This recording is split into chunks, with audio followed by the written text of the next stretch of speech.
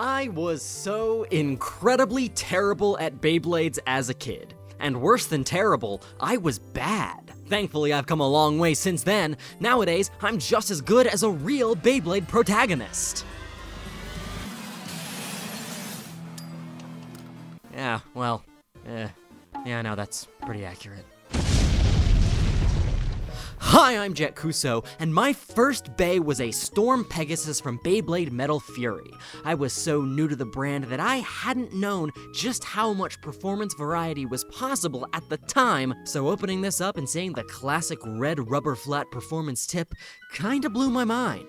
The point of the rubber flat is to maximize your Beyblade's attack power. By frictioning against the arena, the spin at the top translates into crazy aggressive and erratic movements, allowing for big hits that knock your opponent out of the arena. How exciting! Let's try it! Aw, dang it! Aw, dang it! Aw, dang it! Aw, dang it! See, the problem is, in Japan, the Bey stadiums had these huge gaps in the walls, leaving a lot of room for a Bey to get physically knocked out of the arena. And so in Japan, I'm told attack-type Beys were totally valid. Totally heckin' valid. But in America, Hasbro's Bey stadiums only had 2 little pockets on the sides. Attack types just weren't that good in Hasbro metal format, least of all my poor special rubber flat. The extra friction caused it to lose spins so fast that the aggressive hits didn't really matter. Messed up, right? I thought so as a child. Thankfully, Beyblade X is different. In Beyblade X, aggression really can work. In fact, it usually does. Even if you don't knock your opponent out, just hitting them hard enough is gonna upset their spin so much that they're gonna be messed up by it. The rubber flat tip is back as Rubber Excel. Lava,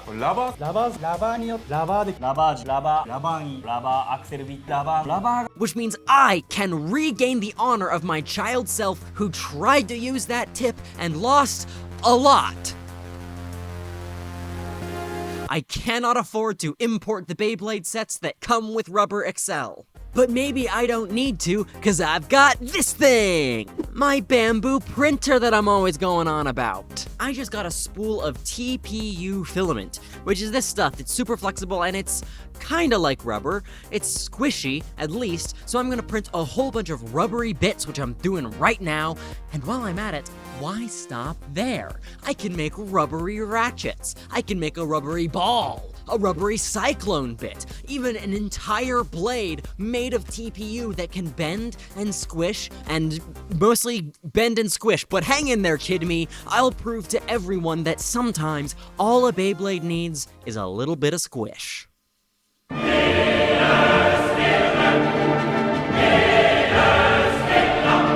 I printed so many rubbery bits. This seems like the deepest well for this kind of thing. Something that can change performance so deeply. Something to tweak any bit just slightly in the direction of aggression by adding friction. We love ball. Ball is life. I thought perhaps just a little more friction might nudge ball slightly towards attack without losing its other balanced benefits. My strategy is to take these 2 largely identical wizard arrows, one of which was my first ever X Bey, build identical combos, and battle them against each other to see who wins. The only difference in these tests is that one has a normal bit and the other has the printed TPU version. Starting with the TPU ball versus normal ball, I'm shocked to say it's pretty much a toss-up. Shadow self mirror match type toss-up, with no consistent pattern in which Bey came out on top. Could this be an indicator that TPU is a material that mostly bends rather than one with heightened friction properties? Let's try a few more things before we start saying dumb stuff, okay? All it means is that TPU isn't fundamentally a bad material, and that's good. TPU Cyclone moves a bit faster than standard, but loses spin a lot faster as well. Probably because the prongs were, bending in and upping the surface area against the arena. It's a difference, but it didn't really cause it to win any more battles. And then there's TPU Rush, which is overtly worse than normal Rush. Really a lot worse. It lost so much. It came close, sometimes, in the way sometimes a bullet comes close, but doesn't really do anything useful. TPU Gearball, same story. Dot, same story. Elevate, same story. But that's fine. Much like my softball coach said to me after pretty much every time I played, they can't all be winners. You weren't a winner, Jett. You're a loser. Just accept it.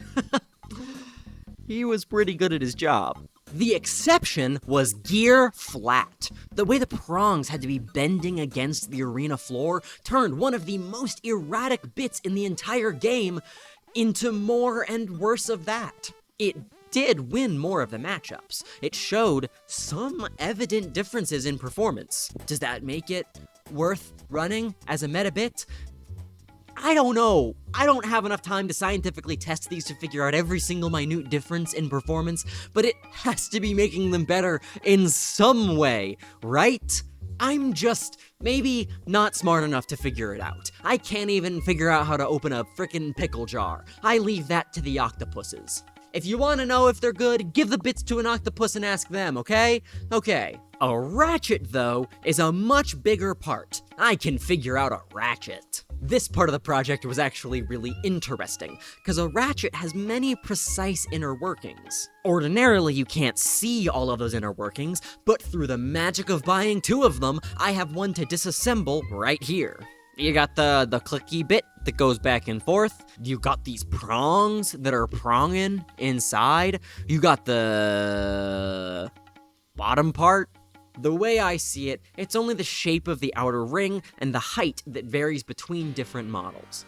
Squishiness won't interact with the height any more than it does on the bits, but squishiness of the outer ring could change things a lot.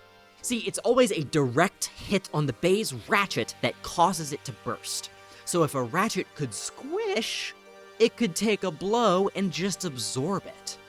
It's a cool idea in concept, and that means I deserve to have it work. I made 2 ratchets, just printing the outside ring and building it together with the internals of a normal plastic ratchet. One is a 360, and the other is a freaky custom called the 360 Slash by user_2064. I'm hoping that the protrusions might catch on the protrusions of the other ratchet and hit them with some extra aggression while absorbing so much of the blow that it won't burst. Let's try it. Aw, dang it. Aw, dang it. Aw, dang it. Aw, dang it. Aw, dang it. No, okay, no. Right, we gotta try making a rubber blades before we go to anything drastic.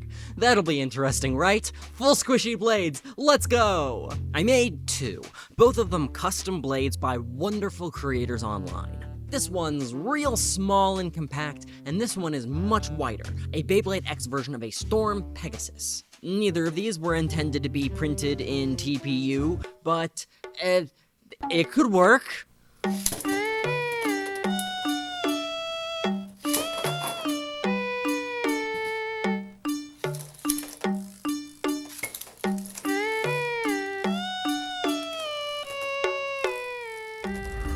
From the moment I understood the weakness of my flesh, it disgusted me.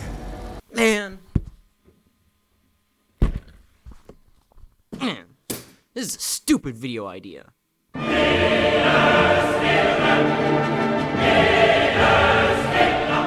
This should be working! Why isn't it working? It's a cool idea, right? Just like my last video like this, the Flying Beyblade one, where I made a Flying Beyblade and other insane 3D printables. That was a cool idea. A Beyblade that hovers above the arena. It was a cool idea, and it didn't work. This was a cool idea. The rubber ratchet thing. The bits. The blades were a stupid idea from the start. Of course, they were never going to be good enough to compete without metal. But not only that, they aren't even good enough to make for good battles against each other. They just kind of bump. This is the problem with competitive battle games. You too, TCGs. If I think of a cool idea for a deck, or if there's a blade that I really like, or a monster that looks cool, I want to be able to use that and have it be good. I like these games because I like expressing myself through them. They make so many cool-looking toys, awesome-looking cards, stuff that looks like it should be strong and good, and then when you try them out, they just suck, and it makes you feel like a dumb idiot. Look at that dumb idiot with his wizard arrow, a Bey that's been the worst new Beyblade since the first wave of new Beyblades. Who even cares if the theming is on point? It's stupid and it doesn't work well. Look at that dumb idiot with his dumb rubber flat thrown on a random combo of random garbage that he picked out just because it looks cool. Stupid kid, stupid video idea, stupid squishy Beyblade. Yeah.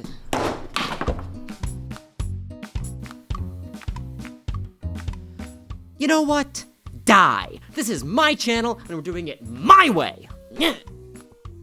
Angry. What's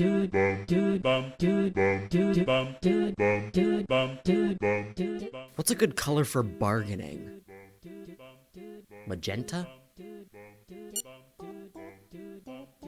Could be. I've analyzed the footage. I've identified the problems. TPU just isn't a high-friction material. Mainly, it bends and squishes. So if a bit is gonna be more aggressive, it needs to be big enough that the tensile strength actually comes into play. Big enough that it can squish to the arena like a tire to gain traction. Did I look up if that's how a tire works? Same thing goes for the ratchet. Relying on the outer ring alone just wasn't enough. And for the blade, well, yeah, it's just too light of a material. If it's gonna stack up, it needs to be heavier, and the only way to make it heavier is to make it bigger.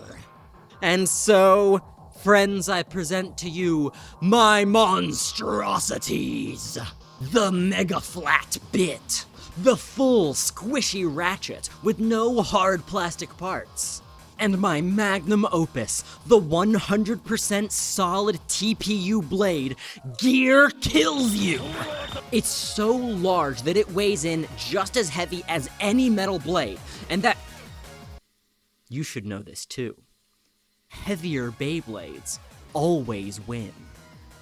Mega Flat, my beloved. Look, see how she flies around the arena. See how she, Oh.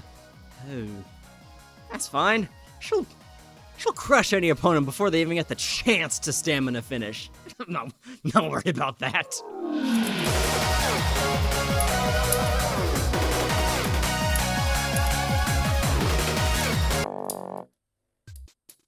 Okay, it may not be able to beat a meta combo in the game or elevate a mediocre Bey to great heights, but if you slap it on an aggressive attack type like Dran Buster, it adds the extra oomph that it needs to...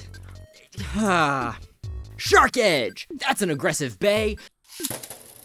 Huge metal protrusions. The sheer speed of the Mega Flat will propel it into... no. Crap! Okay, well... The ratchet. Bam! Onto Wizard Rod. Launch Dran Buster into the arena with an angled launch to hit the ratchet itself to really stress test how much it... God! No! Okay, but no ratchet will be able to stand up to that hit, though. Let's retest with a normal plastic one. This is scientific. Oh, God. Magenta, give me strength. This one does work. It does. It can spin for a long time. It can take some pretty heavy hits from the opposition. Its rubber even causes a lot of recoil to enemy Beys, causing them to bounce around while Gear Kills You stays put. It can't beat Wizard Rod, or most other things, but against a low-tier Bey, it has a chance. And that's such an improvement that it has to count as a win. All it needs is more aerodynamics. Maybe the shape of an actual Beyblade. Just the normal Beyblade design stuff that I don't know how to do in modeling software. Okay, you know what? Bear with me. Bear with me, friend. What if all it needs is more TPU? There! The full squishy Beyblade, all TPU. 3, 2, 1, let it rip! Ah! Yeah.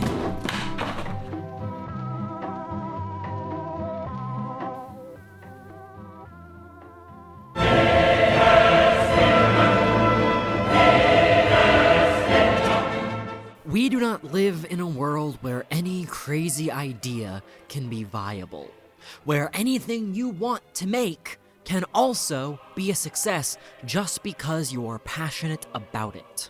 I'd love for Beyblading to be an art, for skill, expression, and creativity, but when it comes right down to it, there's always gonna be one thing that works best with everything else behind it. If you're willing to compromise and do what everyone else is doing, your chances of success shoot so far through the roof that it feels stupid looking back down and seeing all of the passion that you've left behind, wondering why you bothered. This is on my mind because I won my first Beyblade tournament recently. It was a small event for my local community, but I've been playing in these tournaments monthly since last year, losing over and over and over again, improving over and over again, but never quite crossing the finish line until this month. 3, 2, 1, go!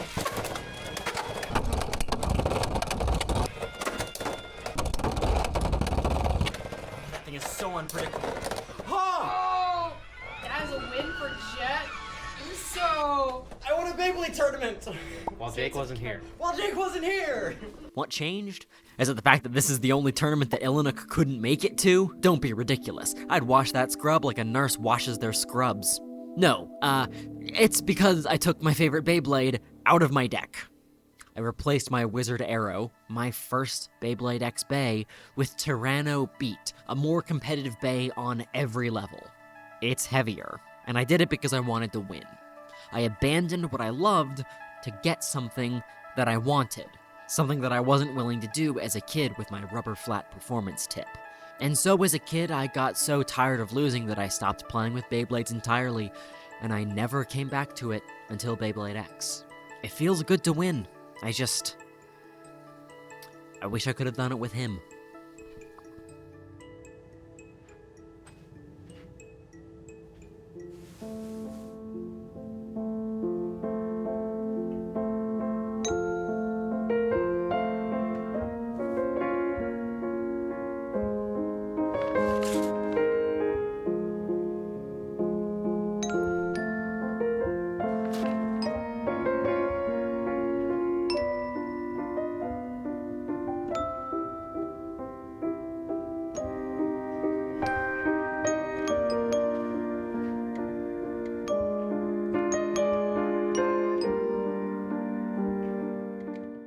We don't live in a world where every idea is going to work. Different line delivery implying different subtext. Not every artistic exercise will be successful, not every video is gonna get views, not every friendship or relationship works out even when everyone involved tries really hard. And most importantly, not every Beyblade combo will be competitive, nor TCG strategy viable. It's fun to try crazy things, make crazy things, and try to make crazy strategies work. Sometimes, doing so lets you find things that no one would have expected to work. Yeah, winning isn't everything.